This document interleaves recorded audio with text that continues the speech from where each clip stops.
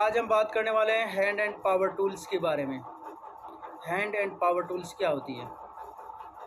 यानी वो power tool जो हाथ में लेके हम साइड पे काम में लेते हैं या हाथ में लेके चलाते हैं, वो सारी क्या होती है? टूल्स होती है जो पावर से चलती है, उनको हम पावर टूल्स बोलते हैं। और हैंड से चलाने के लिए उसको हैंड एंड पावर टूल नाम दे दिया जाता है। तो सबसे ज़्यादा इम्पोर्टेंट अगर साइड पे कोई इक्विपमेंट्स है तो वो है हैंड एंड पावर टूल्स। और ज़्यादातर जितने भी खतरे हैं, नुकसान हैं या जितने भी इंसिडेंट्स होते हैं, वो हैंड एंड पावर टूल्स के द्वारा ही होते हैं। तो हैंड एंड पावर टूल्स कैसी होनी चाहिए?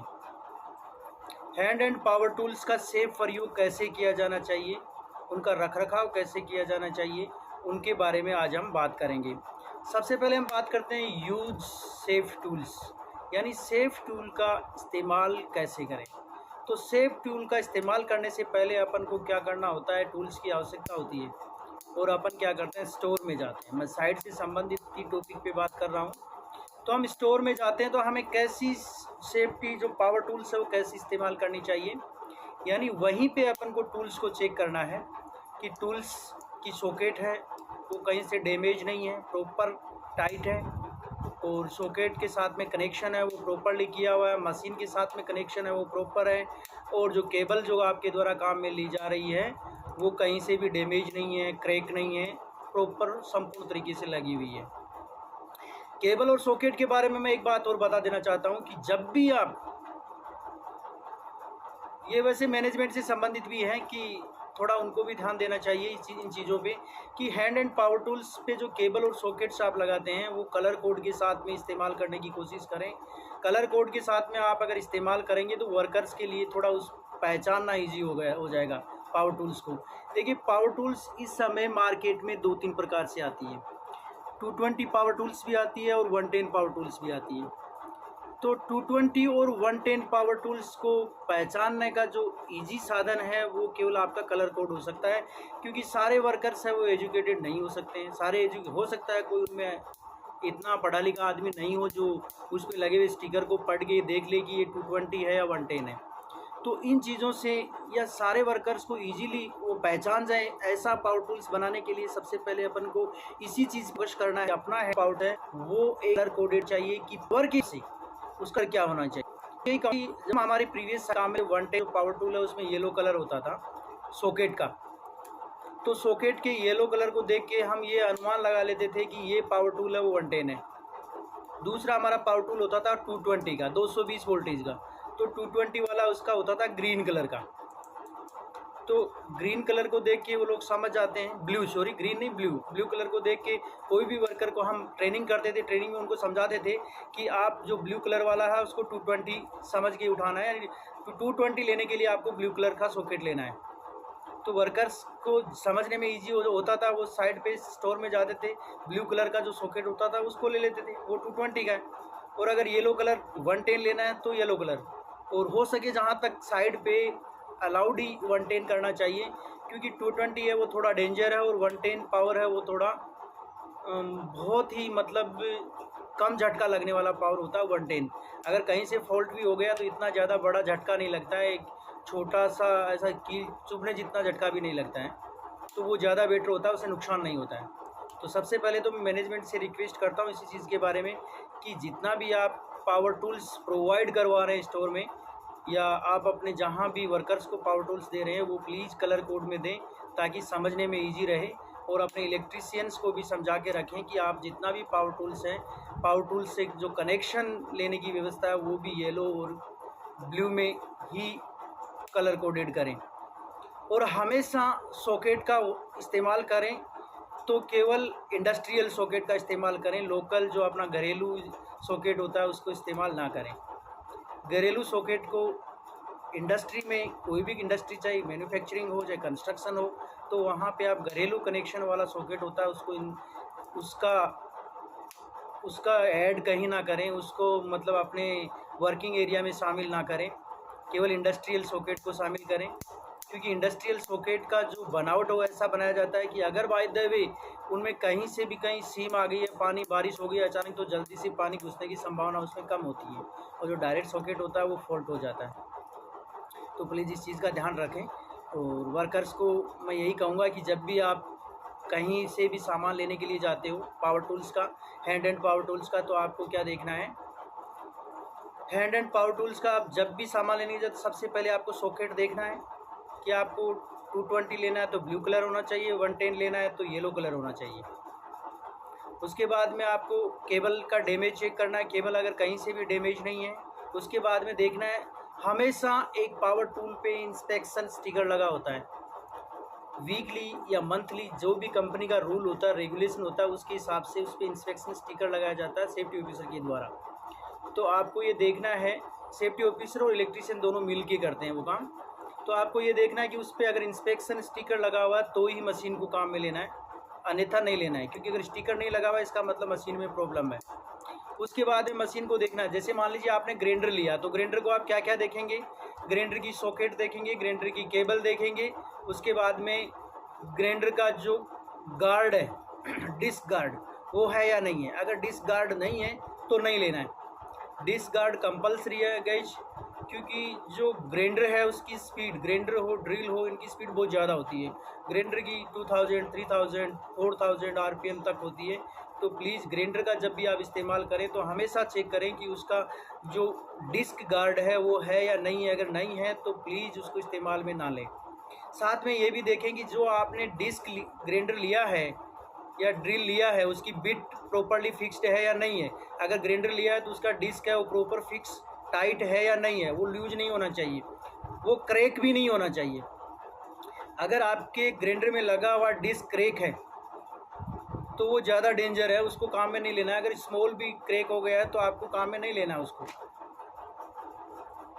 उसके बाद में देखना है कि आप जो भी मशीनरी ले रहे हो, इक्विपमेंट ले रहे हो, उसका जो स्विच होता है वो ऑटोमेटिक होना चाहिए। यानी जैसे आप काम में लेते हो तो आप उस पर पुश करते हो तो काम करेगा, जैसे आपके हाथ से छोड़ते ही बंद होना चाहिए। यानी ऑटोमेटिक पुश बटन होना चाहिए कि आप मैनुअली जब आप पकड़ के रखते हो चलाते हो तो चलेगा, छोड़ दिया तो बंद। वो क्यों होना चाहिए, क्यों, अगर बाई चांस किसी प्रॉब्लम की वजह से आपके हाथ से मशीन छूट जाती है या आपने मशीन को रख दिया, बंद करना भूल गए हो, भूल सकते हैं, तो ऑटोमेटिक स्विच होगा तो ऑटोमेटिक बंद हो जाएगी। वो गिर गया तो ऑटोमेटिक बंद हो जाएगी, आपके हाथ से स्लिप हो गई तो बंद हो जाएगी। तो ऑटोमेटिक स्विच होना बहुत ज़्यादा ज़रूरी है। और साथ में एक हैंडल होता है पावर पकड़ने के लिए, ऐसे मशीन को ऐसे पकड़ने के लिए ऊपर हैंडल होता है, तो प्लीज़ वो हैंडल भी चेक करना, वो हैंडल भी आपके मशीन पे फिक्स होना चाहिए और उसको कभी रिमूव नहीं करना है। तो क्या क्या देखना है, सॉकेट, केबल, सेफगार्ड, डिस्क का और हैंडल, ये चीज़ें लगी होनी चाहिए। कभी कभार क्या होते हैं साइड पे वर्कर्स बोलते हैं कि ये जो हैंडल है इसकी वजह से हम काम नहीं कर पाते हैं, क्योंकि अगर इसको दूसरी साइड से चलाना हो तो भाई दिक्कत नहीं, उसकी दूसरी साइड पे भी होल होता है, आप उस जगह से उस हैंडल को निकाल के दूसरी साइड पे भी लगा सकते हो। और ज़रूरत पड़े तो दोनों हैंडल लगा के भी आप ग्राइंडर चला सकते हो, या जो स्टील कटिंग होती है, छोटी मशीन होती है, वो उनमें भी वही व्यवस्था होती है, या ड्रिल होती है या हिल्टी होती है।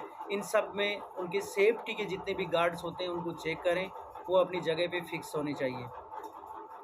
कलर कोड अगर किया हुआ है या नहीं है, देखिए साइड पे safety officers monthly colour coded करते हैं, तो पावर टूल्स का कलर कोड करते वक्त उनके साथ में इलेक्ट्रीशियन होता है, वो चेक करता है कोई भी फॉल्ट नहीं है तो ही वो मंथली इंस्पेक्शन कोड है वो उस पर लगाते हैं, स्टिकर लगाते हैं या वो लगाते हैं।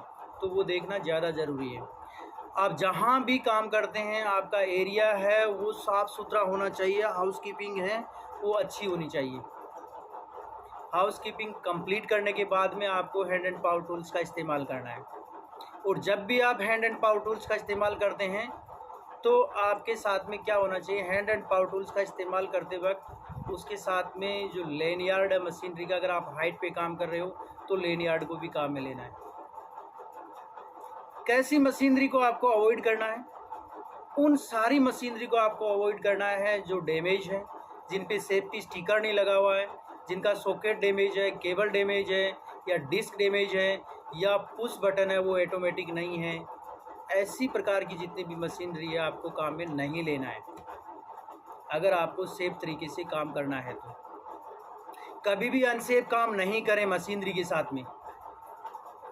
जैसे कभी कभार अपन देखते हैं ड्रिल से कुछ लोग क्या करते हैं, अपने पैरों के नीचे कोई जिस चीज़ पे होल करना होता है उसको दबा लेते हैं और ऊपर से ड्रिल कर रहे हैं, ना ग्लव्स पहन रखे हैं, ना सेफ्टी शूज़ पहन रखा है। क्यों भाई, ऐसा क्यों करते हैं? अगर आप ऐसा करोगे तो हो सकता है ड्रिल की जो बिट है वो छिटक के आपके पैर पे लग सकती है। आपके ग्लव्स नहीं है, मान लो आपके हाथ से आपके हाथ से ड्रिल बिट या ड्रिल छूट गई है, या कोई और मान लो कोई प्रॉब्लम हो गई है, फॉल्ट हो गया, इलेक्ट्रिक फॉल्ट हो गया, तो क्या करोगे?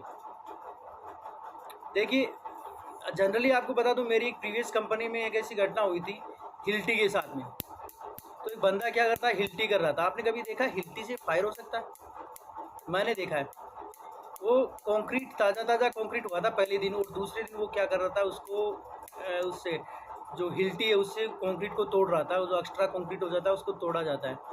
तो कंक्रीट में क्या हो जाती है, काफ़ी बार क्या होता है, एक ब्लाइंड होल या जो अंदर कोई होल रह जाता है उसमें गैस हो जाती है कंक्रीट। तो वो तोड़ रहा था, अचानक उस गैस को निकलने के लिए जगह मिली तो उसका ब्लास्ट हो गया।